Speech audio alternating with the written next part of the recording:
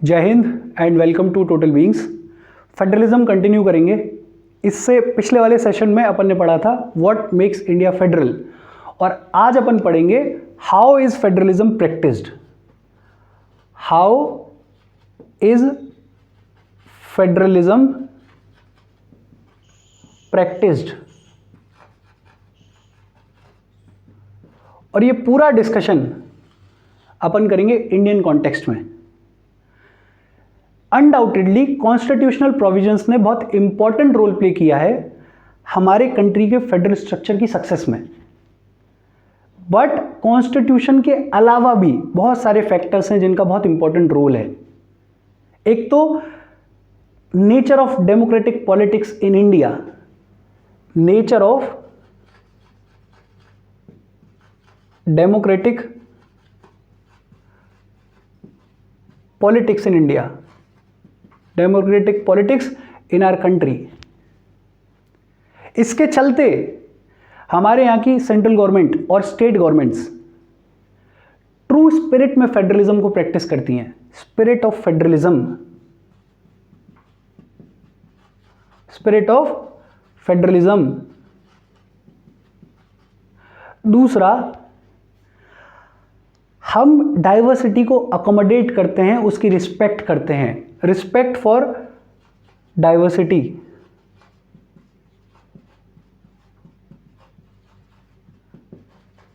तीसरा, हम यूनाइटेड रह के इस देश की ग्रोथ के लिए, इसकी प्रोग्रेस के लिए काम करना चाहते हैं, desire for living together.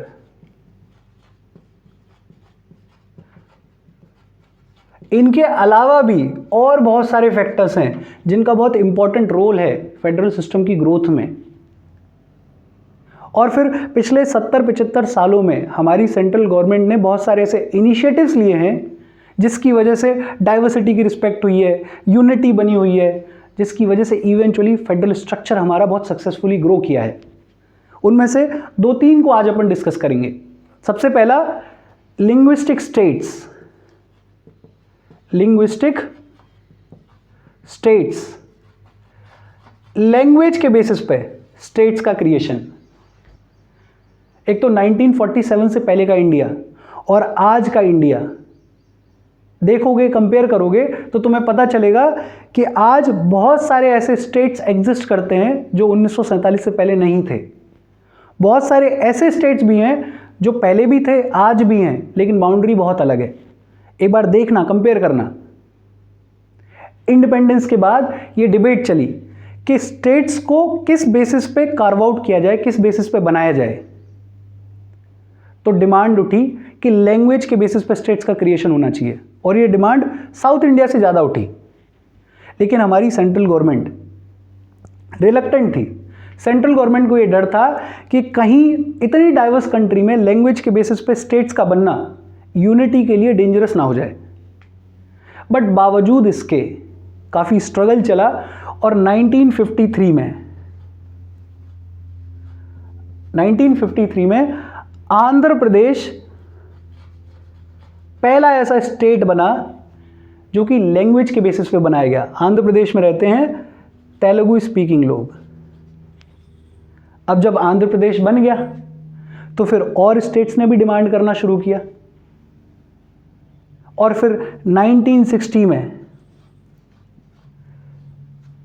Language के बेसिस पे बॉम्बे को तोड़ के 2 स्टेट्स क्रिएट किए गए।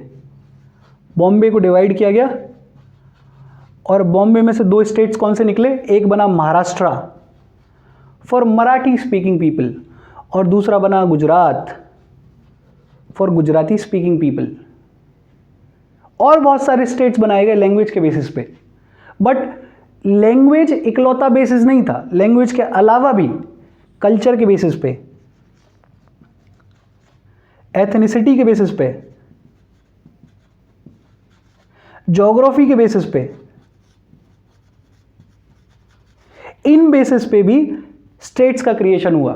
फॉर एग्जाम्पल 1963 में असम से निकाल के बनाया गया नागालैंड। नागालैंड में रहते हैं नागाज, और नागाज की ये डिमांड थी कि यार हमारा कल्चर अलग है, तो हमें आसाम से अलग करके एक सेपरेट स्टेट दे दी जाए। इनकी डिमांड को सरकार ने सुना, अकोमोडेट किया और उसका रिजल्ट है क्रिएशन ऑफ नागालैंड। 2000 में यूपी से अलग करके बनाया गया उत्तराखंड। 2000 में ही बिहार से अलग करके बनाया गया झारखंड, और इसके प्रेडोमिनेंटली रीजन्स थे geographical.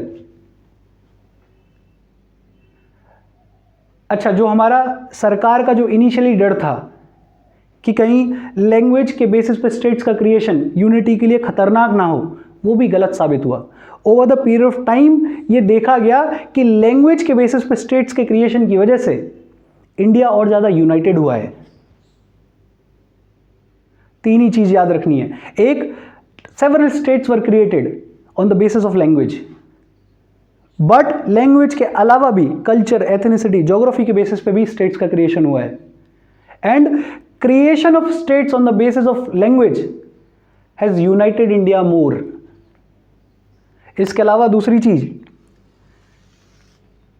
language policy, language policy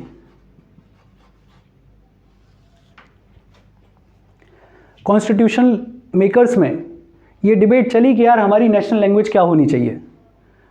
तो सब ने अपने अपने हिसाब से सुझाव दिए। किसी ने बोला हिंदी को बना दो, किसी ने बोला किसी और को बना दो, बट हमारे कॉन्स्टिट्यूशनल मेकर्स ने, हमारे फोर फादर्स ने ये डिसाइड किया कि हमारी कोई नेशनल लैंग्वेज नहीं होगी। We don't have a national language. हमारी आज भी कोई भी नेशनल लैंग्वेज नहीं है।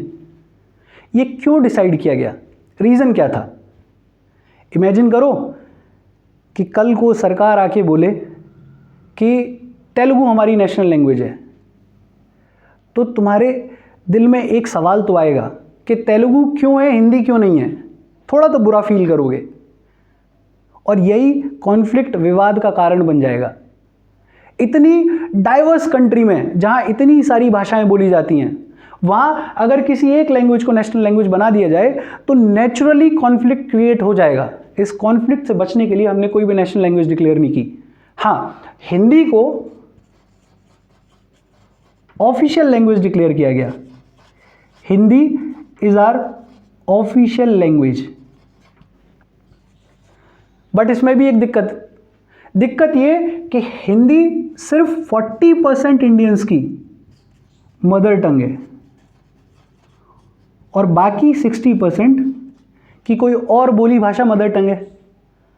तो उन 60% को अकोमोडेट करने के लिए कॉन्स्टिट्यूशन में ऐड किया गया शेड्यूल 8।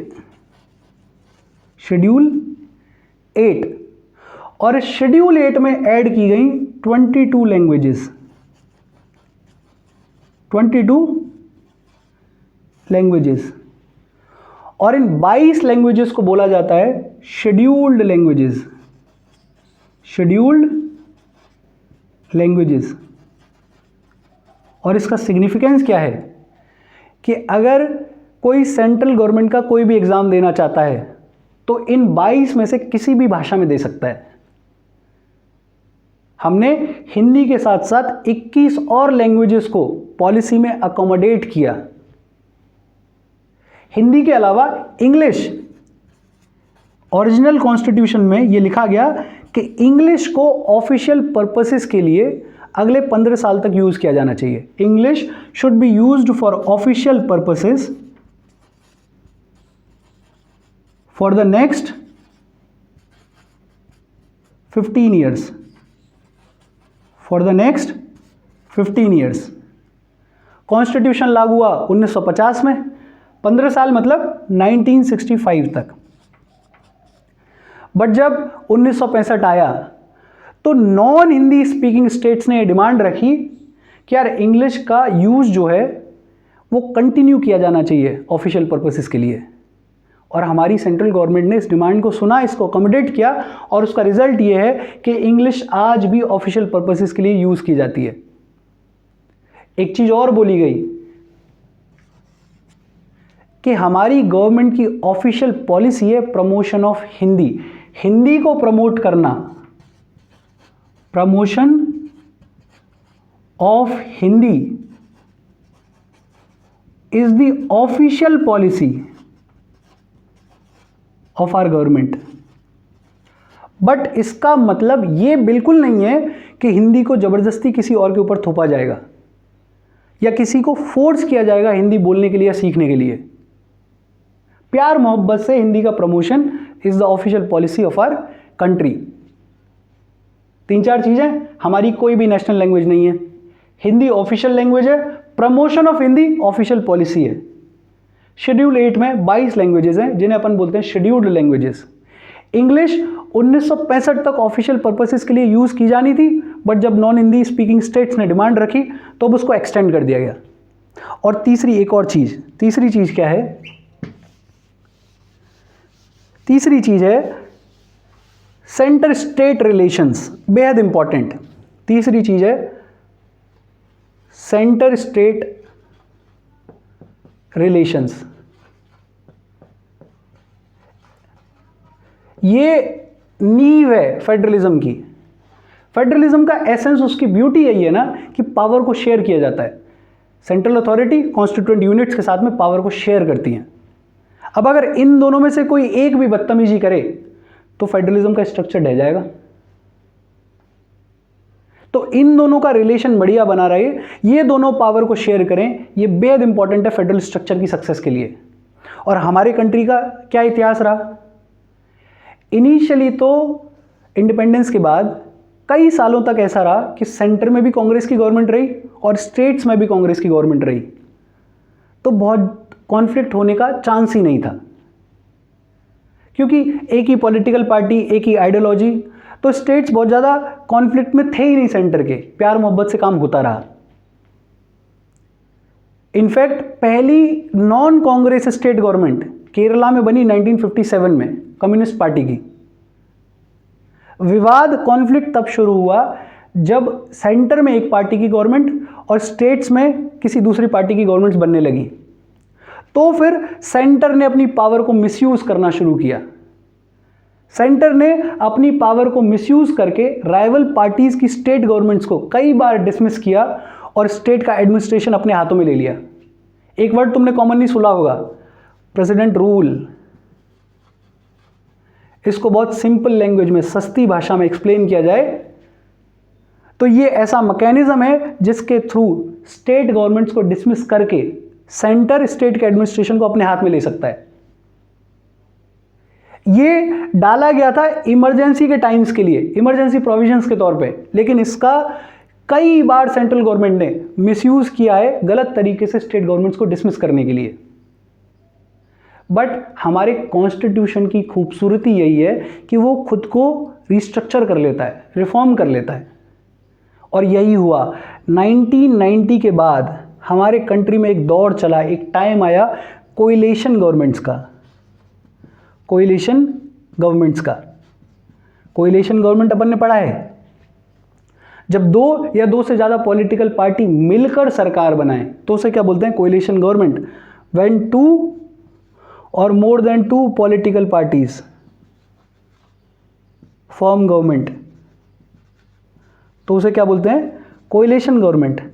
अब देखो, दो या दो से ज़्यादा पॉलिटिकल पार्टीज मिलकर सरकार बनाएंगी तो पावर को शेयर करेंगी ही, और पावर शेयर हो रही है which means federal structure intact है, बढ़िया चल रहा है। बिहार में हुआ है अभी, आरजेडी और जेडीयू ने मिलकर पार्टी बनाई, वो पावर गवर्नमेंट बनाई, और अब दोनों पावर को शेयर कर रही हैं। और फिर over the period of time supreme court के भी बहुत सारे वर्डिक्ट्स आए हैं जिसमें ये कहा है कि यार सेंटर को अपनी पावर को मिसयूज नहीं करना चाहिए स्टेट्स के अगेंस्ट में। ओवरऑल कोएलिशन गवर्नमेंट्स और सुप्रीम कोर्ट के वर्डिक्ट्स का रिजल्ट ये है कि हमारा फेडरल स्ट्रक्चर इंटैक्ट है और बहुत सक्सेसफुली ग्रो कर रहा है। इसके बाद एक और टॉपिक है, वो अपन अगले सेशन में पढ़ेंगे। इसमें और यहां तक कोई डाउट है प्लीज कमेंट। बाकी बस अपना ध्यान रखो, माता पिता का ध्यान रखो। Thank you very much.